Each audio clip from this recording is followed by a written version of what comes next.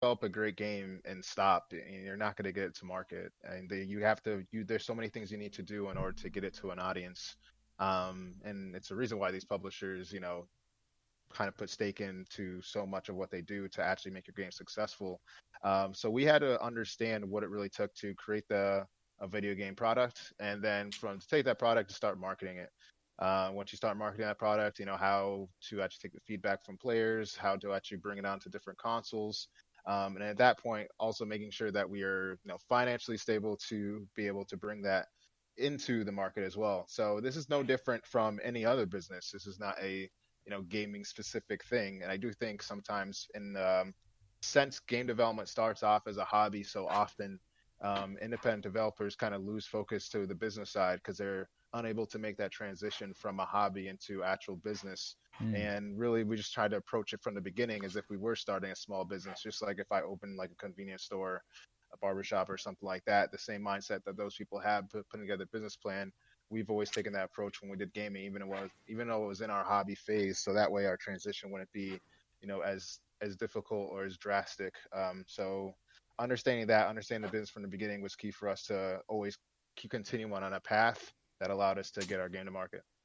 Yeah, and I kind of tell a lot of developers too, just like, yeah, making games is fun, which it still is. It's fun for us right now. But the honest truth is that as soon as you decide to put a price value on your game, you say someone's going to buy my game to enjoy it. In my opinion, you're starting a business, because at that point, you need to deal with marketing, you need to deal with like customer retention. You got to promote your game. You got to deal with everything that goes around selling a product. And that's not to say there's anything wrong with doing game development as a hobby, but it's just as soon as you make that decision that, hey, I think my game has value that I can monetize. You enter the business space, regardless of if you want to say I'm just doing this as a hobby and I want to see if I make money on the side or not. There's still a side of what you're doing where there should be a strategy of how to monetize a game, and that goes into not only like monetization strategies, but also how you create your game too. Like you have to create your game in a certain way so that it does interest people outside of just yourself, and people do see value in your game. And there's a lot of things that go into that. So yeah, I just think as soon as you put that price point on, or any kind of kind of trying to widespread your game, I do feel like it's a business. And then just from like the influence side, we come from like a family of entrepreneurs. So even like my older sisters, they run a jewelry business, like a homemade jewelry business. My father's actually he's had convenience stores in the past, and he's actually he has his own contractor services business for a while. So I think just from the knowledge that they pass down to us as well, understanding that when you are creating a product for the public, there's a lot more that goes into it than just creating the product itself. Really helped us a lot in what we're doing now. Nice. And I mean, you guys make some good points here, but I was curious too if you could maybe elaborate a little bit further, because it sounds approaching it this way gave you a good kind of like clear mindset. But after making that decision that, hey, I'm going to this running a business, what would you say are some basic foundational values that you set? And how did you make sure that you kind of like stuck with them too? Because when you're running a business, I mean, you're making a game, you're making a product, you're marketing, there's a lot you're doing. So keeping those values in mind, those foundational ones, how'd you make sure that you stuck with them? Yeah, I mean, I think a lot of it was relying on each other to make sure that we always are consistent with our goals. I always think having whether it's I'm lucky enough to be working with my brother, but having a partner to make sure that you are sticking along your whatever initial goals that you had set. But I would say for us, to be honest with you, like we always wanted to keep the customer in mind. So whether that was like with our actual game itself, or looking at competitors who are doing the same exact thing in like a really high scale. And like I said, that's not just like the gameplay. That's how they're pricing, or where they're positioning themselves. Who are they releasing on console only? Are they releasing on Steam only? Or are they releasing in other countries? Stuff like that. Making sure we're kind of replicating what like the really popular guys are doing in the industry, because we know like why like Don't Fix What Isn't Broken. Kind of looking at what they're doing. That was one way we kind of stayed on track, and basically following the trends, which change very often in this industry. So it's easier said than done. I'll say that for sure too. And anything you wanted to add? Yeah, I mean, I pretty much agree with everything Close said. Not too much to add there, but as you said, yeah, just that value is very key for sure. Cool. And and this is to say too. I mean, as you said, evaluating other businesses and things like that. Everybody has a different approach in that sense, especially when it comes to their messaging and creating awareness for their brand or games. So, like, what kind of themes or approaches did you use in your messaging, and how did they align with your business overall values and what you wanted to represent yourselves as a brand? Yeah, I Yeah, think go ahead. Yeah, go ahead.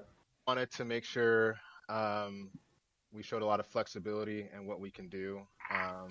We wanted to show that we created products that were kind of for everybody, something that, you know, we're very interactive with our fan base. So when they play the game, when we go to these shows and showcases, we always like to show how involved we are, just with not just having them play the game, but if you want to play a product of Decoy Games, it's always an experience. It's always an experience that we have a big passion for, and we care about the people that are playing the game and not just trying to get this product out to you for you to take your money or whatever like that. Like we wanted to make sure we had a brand that was that showed that we love the game industry. We love the people that are behind it, and we're also very involved with trying to help other devs become, grow in the industry as well. So we always, as we do game development, we always want to make sure we take out a good amount of time to educate based on the things that we've learned. Also, make sure we can learn from people as well, and always be part of different communities and finding new ways to pretty much fulfill all those avenues. Hmm. Yeah, I think another key for us was kind of differentiating between, which I think people still get confused to this day, differentiating between indie and amateur. And we wanted to make sure Hmm. that while we wanted to always make sure that people knew we were indie, that we never wanted to present ourselves as amateur, and I mean that both from a developer stance and from like a business professionalism stance. And not that there's anything wrong with, like, look, we all start from somewhere. Like, don't get it wrong, we were definitely amateur um, when we got started, but I think people just assume that, hey, if I'm indie, I can be unprofessional amateur through the rest of my career, and that's just not the case. Hmm. Some of these other indies who are doing really big things, the guys who made Fall Guys, or um, uh, the what's it, Team 17 with Overcooked. Some of these other big indie games, like, believe me, these guys are very professional in what they do. And they run themselves like that, present themselves like that. And we always wanted to make sure that we were presenting ourselves as professional indies. That's what I always call it. It's like there's a difference between being an amateur indie and a professional indie. So whether that was with our game quality, or if that was how we presented ourselves to individuals that we came across at conventions or other contexts, we always wanted to present ourselves as professionals. And we feel like that went a long way with a lot of the connections and stuff that we made.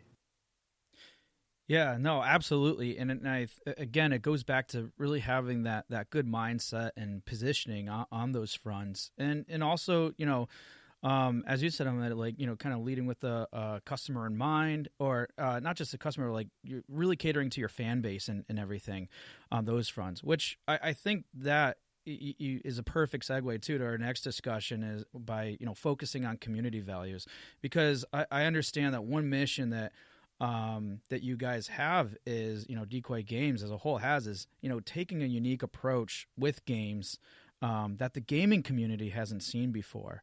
And what I'm curious too, and you did elaborate and provide some insight to this, but I was wondering if you could go into further detail. Can you explain what is this approach, and how does, for example, Swim Sanity, provide an example of this? This is to as far as getting connecting with the players. Well, that and also having a unique approach with games. Yes. Yeah.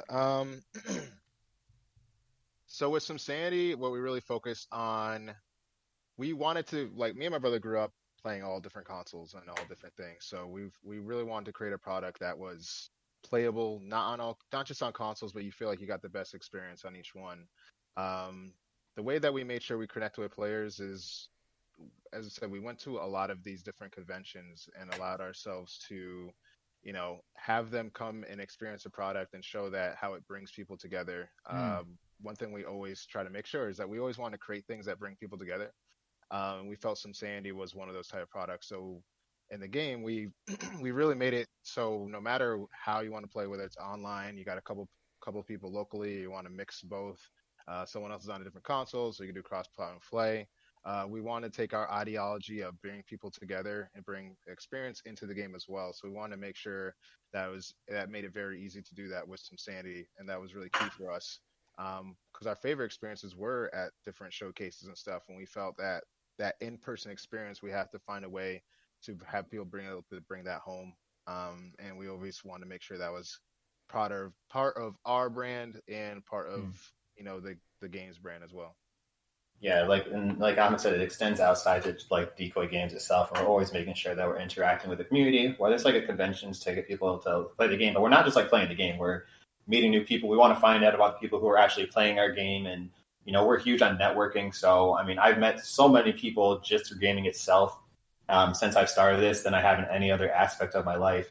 And even from there, we started to extend it out to other kind of like community engagement things, whether it's like going to like the boys and girls clubs in our local neighborhood to like let kids know that there are becoming a game developer is not impossible. There's a lot of paths to that. We've gone to like a lot of career fairs at some like local middle and high schools.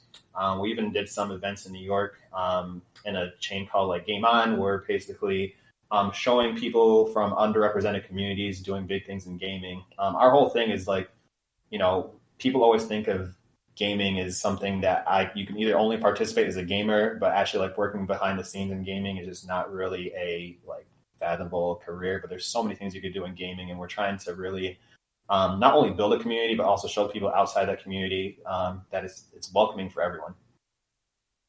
Yeah, no, that's great because but by doing those things too, and it's kind of funny too because it's like there's two senses of or you could break it down into two types of communities here. So on the dev side of things, or the indie game community, I mean you're really striving to provide confidence in others in the industry, and I think there's some things you spoke to earlier too that is really proof to that.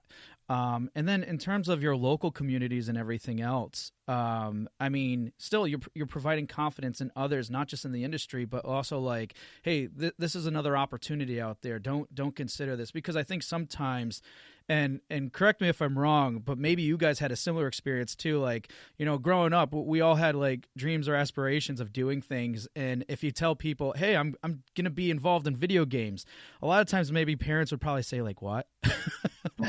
and really question that, right? Or it's like, I'm going to be a writer, and they're like, why don't you do something? What's your fallback plan? It's like, what? Come on. Right. And yeah, people don't know what they like, what they've never experienced themselves, right? So, and a lot of times it does come from a good space, so they don't want to see you like fall on your face. And to add, you should always have a backup plan. Like, you can go all in and have a backup plan at the same time. But to be honest with you, like, yeah, and even today, like being a game developer is still weird to a lot of people. Yeah. And what we're trying to tell people too is like, get in the game industry doesn't only need being a game developer. Right. So like, if you can't program, like there's voice acting in games, like streaming is now a thing. You become a professional gamer. There's it's a whole new like young kind of lane in the entertainment industry that's really open to everyone. Yeah, absolutely. And I mean, I've been to conferences and panels myself, and actually Victoria Tron is who has been on the show before. She's a great example of this, and has had I think several panels and years at different events talking about how she didn't start off in the games industry, didn't think she would end up there. I think at one time she was like pursuing a potential career in a medical field. And here she is as, a key figure in this space. And it just goes to show that, like you said, there's numerous opportunities out there. And, this industry is definitely growing in that sense and expanding, from very diverse backgrounds. And I think it really helps add a lot of value, which I'm sure you guys could agree with too. Sure. Yeah. So, and in light of that too, and also you were talking that you've helped out, other communities, local and far, in terms of groups that were underrepresented and such. I want to dive that in a little bit more in terms of like in the gaming industry as a whole, because right now, gaming itself is becoming, or the industry is becoming culturally diverse. And face it, we are a